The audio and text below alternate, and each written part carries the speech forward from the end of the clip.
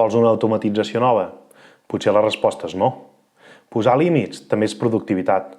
No tot s'ha d'automatitzar. El que passa sovint és que automatitzem per inèrcia i acabem mantenint robots fràgils que ens roben temps. Primer, la freqüència. Si una tasca passa menys de 5 cops al mes, fem-la manual i llestos. Segon, cost-benefici. Si el muntatge no s'amortitza en 3 usos, no compensa. Tercer, fragilitat. Si les dades o l'entorn canvien, l'automatització es trenca. Per exemple, llegir un correu i copiar camps en un full. Si el format del correu canvia, es trenca l'automatització. Quart, to humà. Tasques de contacte o de judici, com respondre a un possible client.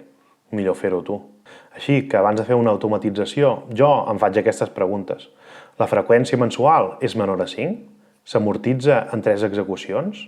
Les dades canvien sovint? Es necessita tracte humà? Si la IA s'equivoca, em pot sortir car? Si algunes sí, atura't i digues això no ho automatitzo.